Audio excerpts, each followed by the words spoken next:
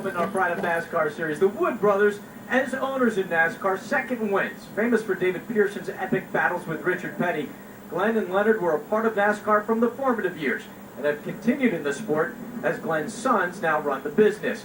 This is a story of two men who have stayed by each other's side their entire lives through wins and losses. I considered it an honor to sit down with the men who my family considered one of our toughest rivals.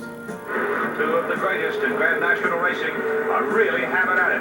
Richard Petty chasing David Pearson. When I went to drive for them in 1985, I felt like I was part of their family. Coming down to take the checkered flag, ladies and gentlemen, Kyle Petty.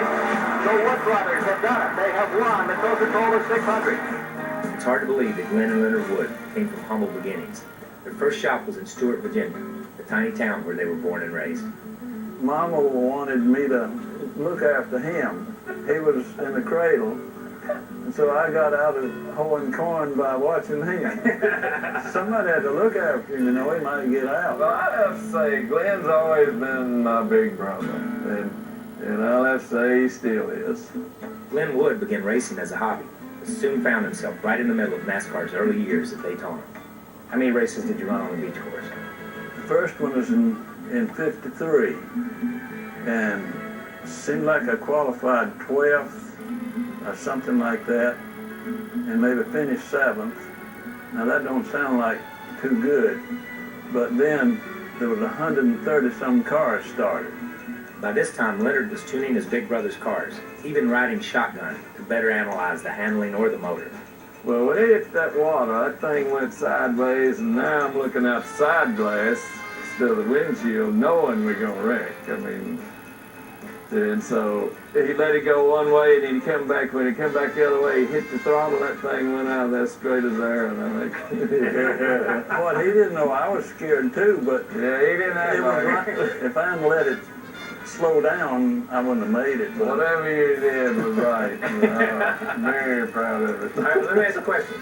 So you were in the car. In the car. You ran the car with no him. belt, No belt, nothing. just sitting in there. no And seat even. It was, No. but that wasn't common though. I mean, you didn't do it only at the beach, or did you do it at any other place? Well, I did it one time over at Martinsville, and he said, I need a stronger right front spindle. I said, Glenn, I can't really see if you need a bigger spindle on asphalt. You know, it's smooth and everything. So anyway, I got in there with him, and he takes me around there, and that thing, I'm telling you, it's getting such a grip in the corner with those slicks, you know, that it's about to pitch me out the window. I mean, it's all, you know, I'm gonna hold on, I'm going out the window. And I'm trying to tell him I've had enough, you know, and he don't hear me. And finally he comes in and tears up and said, Glenn, you need a bigger right front spindle. Glenn Wood retired from racing in 1964. Over the next 45 years, the Woods hired some of NASCAR's greatest drivers, including Curtis Turner, Cale Yarborough, and Neil Bonnet. But no driver is still more closely tied to the famous 21 than David Pearson. Get Pearson slingshot him as he comes down low. And they run him into the pitch, and it's going to be Pearson winning it. An incredible, daring move, and it paid off for David Pearson. It was one of them things that his driving style fit the way we like to set a car up. I just backed off right there at the last flag, or the white flag, and let him go on by, then I got him back. Very easy to get along with. He never complained. And if he blew up or something happened, he'd get out. He didn't throw in his helmet or nothing like that. But much of the Wood brothers' success was attributed not to the men behind the wheel, but to the man behind the wrenches. You know, they talk about crew chiefs now. There ain't no crew chiefs like he was anymore. They don't do what he did. He did it all. And mostly now crew chiefs tell others what to do. But he was a man. And part of the Woods' genius was played out on pit road. The Wood brothers, obviously one of the finest pit crews in the business, about to attack David Pearson's car. I wish we could have them in Europe. They are absolutely fantastic, the finest in the world. What event or what exactly made you look at pit stops and say, we can make this better and we can do this better? Well, it was the first race they run in Charlotte, Motor Speedway, World 600, smoke unit. He changed 2 tires and gas. Took him 45 seconds. So we just got to thinking that, you know, we could clip some time off of that. So right away we went to work at it, and we was down to 25 seconds. He was using 4-prong lug range. A 4-prong lug. 4-prong lug range, so we started using the power gun, yeah. So y'all brought the power gun to the Yeah. sport. Mm-hmm.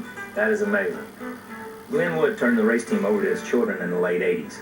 Eddie and Lynn took drivers like Dale Jarrett and Michael Waltrip to victory lane, keeping the winning tradition all in the family. Do you think it was tougher to be a family business or easier to be a family business? Are you glad it was a family business? Well, I'm proud it's a family business and still is. There's not many of them around. You know about family business yourself. Started out together, and the fact that we're still here, you know, and still together. And that makes me feel awful good.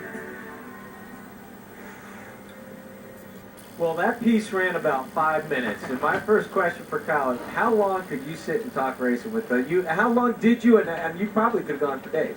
Not long enough. I would have loved to sit there and talk to Glenn. I love Leonard Wood to death. I've said that my whole life. But I'd love to sit there and talk to Glenn, and Leonard Bernice was there. I hate that Lynn and Eddie and Kim couldn't have been there at the same time, but the stories they told, I drove for them, and I didn't know some of the stories. Would you ever get in a car with a driver and go down the beach course at 120 Not or any of the 140? drivers I worked with. And then he says, I'm looking out the windshield, then I'm looking out the side glass, and he never thinks about it. But I mean, those guys, it's all about family for them. This sport is their family. Their family is what the center of their life. Everybody that's driven for them. You saw Tiny Lund, you see Marvin Panch, you see all the guys that have driven, they're part of their family, and I'm proud to say that I was a part of their family for a while, and I still consider myself that. They were so revolutionary in what they did for the sport, Larry Mack. I saw you light up as soon as we saw those pit stops. I mean, that is, if nothing else, if that's all they had done, that would have been amazing. Well, and as I sat down last night knowing that our pride of NASCAR was going to be on the Wood brothers, that's what I thought about, because that's what I used to do, is pit stops. You know, you heard him talk about coming out with the power gun versus the 4-way lug wrench, but they were always ahead of the competition on pit stops. They were so good at pit stops. We used to run the Coca-Cola 600 on Sunday, and the Indy 500 was on Monday. There were some IndyCar teams that hired them to come to Indianapolis to pit their race car for the Indy 500. That's how good and always ahead of the competition they were. Again, a great job by the production crew on the Pride of NASCAR pieces. Kyle, great job by you. They continue to be a highlight of our show. All right, we want to check in on a race.